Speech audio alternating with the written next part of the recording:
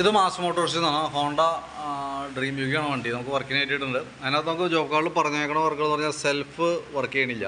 അതേപോലെ headlight checkup, അതിൻ്റെ position correct ആക്കാൻ പറഞ്ഞിട്ട്, ആക്സിലേറ്റർ ചെക്കപ്പ്, റേസിംഗ് പറഞ്ഞിട്ടുണ്ട്. മൈലേജ് ലോ, സൈഡ് സ്റ്റാൻഡിൻ്റെ കംപ്ലയിൻറ്റ് പറഞ്ഞിട്ടുണ്ട്. റിയർ കൗൾ സെറ്റ് പൊട്ടി കിടക്കുന്നുണ്ട്, അപ്പോൾ അതൊന്ന് സെറ്റ് ചെയ്യണേസ് പറഞ്ഞിട്ടുണ്ട്. സ്പീഡോമീറ്ററിൻ്റെ കംപ്ലയിൻറ്റ് പറഞ്ഞിട്ടുണ്ട്, ചില സമയങ്ങളിൽ വർക്ക് ചെയ്യില്ല എന്നുള്ളത്. പിന്നെ front fork side oil leak ഉണ്ടോ എന്ന് നോക്കണം. തുരുമ്പുള്ള ഭാഗം പെയിൻറ്റ് ടച്ച് ചെയ്യാൻ പറഞ്ഞിട്ടുണ്ട്.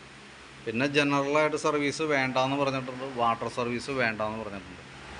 അപ്പോൾ നമുക്ക് സെൽഫുമായി ബന്ധപ്പെട്ട കംപ്ലയിൻറ്റ് എന്താണെന്ന് വെച്ചാൽ സെൽഫിൻ്റെ സ്വിച്ചാണ്.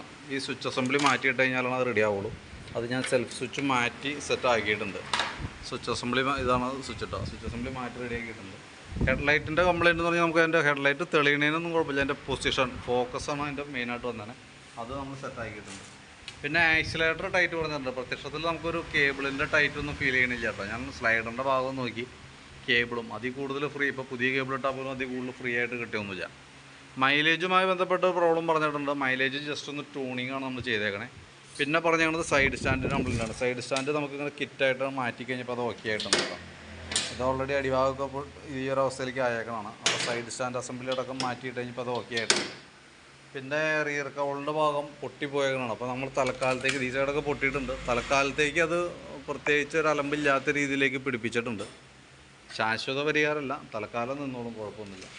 പിന്നെ ഓയിൽ ലീക്കുമായി ബന്ധപ്പെട്ട കംപ്ലയിൻറ്റ് പറഞ്ഞിട്ടുണ്ട്. ഓയിൽ ലീക്കിൻ്റെ കംപ്ലയിൻറ്റ് എന്ന് പറഞ്ഞാൽ ഈ സ്റ്റിക്കിൻ്റെ ഇവിടെ ആ ഓറിങ് ലീക്കായിട്ട് ഓയിൽ പുറത്തേക്ക് വന്നതാണ്. അത് നമ്മൾ ക്ലിയർ ചെയ്തിട്ടുണ്ട്. പിന്നെയുള്ളത് സ്പീഡോമീറ്ററാണ്. സ്പീഡോമീറ്ററിൻ്റെ പ്രോബ്ലം പറയുന്നത് ആ മെക്കാനിസത്തിൻ്റെ കംപ്ലയിൻ്റാണ്. ആ സൂചി അടക്കം വരുന്ന മെക്കാനിസത്തിൻ്റെ കംപ്ലയിൻറ്റ്. അതും ആ കേബിളും കൂടി മാറ്റിയാലാണ് അത് റെഡി ആവുള്ളൂ. അപ്പോൾ ഞാൻ അതിൻ്റെ എസ്റ്റിമേറ്റിൽ ഉൾപ്പെടുത്തിയിട്ട് അതിൻ്റെ ഡീറ്റെയിൽസ് തരാം, നോക്കിയിട്ടൊന്ന് റിപ്ലൈ ഇട്ടേക്കാം. പിന്നെ ശ്രദ്ധിക്കേണ്ട ദിവസം വെച്ചാൽ സ്പീഡോമീറ്റർ മെക്കാനിക്സായിട്ട് കിട്ടുമ്പോൾ അത് 0 എന്നായിരിക്കും, 0 നിന്നായിരിക്കും തുടങ്ങണേ. അതും കൂടി ഒന്ന് അറിഞ്ഞിരിക്കുക. പിന്നെ ഫ്രണ്ട് ഫോർക്ക് സൈഡ് ലീക്കിൻ്റെ കേസ് പറഞ്ഞില്ല. ജസ്റ്റ് നമ്മൾ നോക്കി, ഒരു ചെറിയ നനവിൻ്റേതായിട്ടുള്ളൊരു പ്രോബ്ലം ഒഴിച്ചാൽ വേറെ കംപ്ലയിൻ്റ് ഒന്നുമില്ല. നമ്മളത് അഴിക്കാൻ നിന്ന് കഴിഞ്ഞാൽ ഫോർക്ക് ഓയിൽ സീലടക്കം മാറ്റിയിട്ട് സെറ്റ് ചെയ്യേണ്ടതായിട്ട് വരും. അതിനുള്ള പ്രോബ്ലം പ്രത്യക്ഷത്തിൽ കാണുന്നില്ല കേട്ടോ. പിന്നെ തുരുമ്പുള്ള ഭാഗങ്ങൾ പെയിൻറ്റ് ടച്ച് ചെയ്യാൻ പറഞ്ഞിട്ടുണ്ട്. അത് നിലവിൽ നമുക്കിവിടെ ചെയ്യുന്നതിനൊരു ലിമിറ്റേഷൻ ഉണ്ട്. ഒന്നാമത് വാട്ടർ സർവീസ് ചെയ്യണം വണ്ടി, അതിന് ശേഷമാണ് പെയിൻറ്റ് ടച്ച് ചെയ്യാൻ പറ്റുള്ളൂ. തന്നെയല്ല നമ്മൾ ഇപ്പോൾ ഇവിടേക്ക് ഈ കാണുന്ന ഭാഗമൊക്കെ അടിക്കാമെന്നല്ലാണ്ട് ഇങ്ങടേക്കൊക്കെ കയറ്റി അടിച്ചു കഴിഞ്ഞാൽ അത് വൃത്തികേടായിരിക്കും. അത് പെയിൻറ്റിങ് വർക്ക്ഷോപ്പിൽ കൊടുത്ത് നിങ്ങൾ ചെയ്യണമാണ് നല്ലത് കേട്ടോ.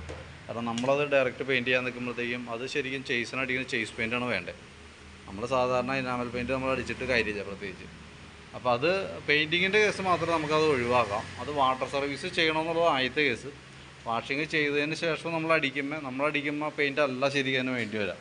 അതും അടിക്കണത് ചെയ്സ് പെയിൻറ്റ് എന്ന് പറഞ്ഞിട്ട് സെപ്പറേറ്റ് പെയിൻറ്റ് വരുന്നുണ്ട്. അത് പെയിൻറ്റ് വർക്ക്ഷോപ്പിലുണ്ടാവും. അവരോട് പറഞ്ഞ് കഴിഞ്ഞാൽ അവരത് സെറ്റാക്കി തരും. ബാക്കിയത്തെ നമ്മളിപ്പോൾ പറഞ്ഞിരിക്കുന്ന ഭാഗങ്ങൾ ഉൾപ്പെടുത്തിയിട്ടുള്ളൊരു എസ്റ്റിമേറ്റ് ഞാൻ വാട്സാപ്പിലേക്ക് ഇട്ടേ കേട്ടോ. അപ്പോൾ അത് വീഡിയോ കണ്ടിട്ട് നോക്കിയിട്ടൊന്ന് റിപ്ലൈ ഇടാം. അതായത് സ്പീഡോമീറ്ററിൻ്റെ കേസ് പ്രത്യേകം ശ്രദ്ധിക്കുക. അത് 0 എന്നായിരിക്കും സ്റ്റാർട്ട് ചെയ്യണേ. മെക്കാനിസം കേബിൾ അസംബ്ലിയും കൂടി മാറ്റിയാലാണ് അത് റെഡി ആവുള്ളൂ കേട്ടോ. ചില സമയങ്ങളിലാണ് അതിൻ്റെ പ്രോബ്ലം കാണിക്കുന്നത്. തന്നെയല്ല നമുക്ക് അതിൻ്റെ കിലോമീറ്ററും കറക്റ്റായിട്ടല്ല കൗണ്ട് ചെയ്യണേ. അതും കംപ്ലയിൻറ്റ്, ഓഡോമീറ്റർ അതും കംപ്ലയിൻറ്റ് ഉണ്ട്. അതുകൊണ്ടും കൂടിയാണ് മീറ്റർ ആ യൂണിറ്റ് മാറണമെന്ന് പറയുന്നതിൻ്റെ കേസ് കേട്ടോ. അപ്പോൾ ഡീറ്റെയിൽസ് വാട്സാപ്പിൽ ഇട്ടേക്കാം. അത് കണ്ടതിന് ശേഷം നോക്കിയിട്ടൊന്ന് റിപ്ലൈ ചെയ്യണം കേട്ടോ.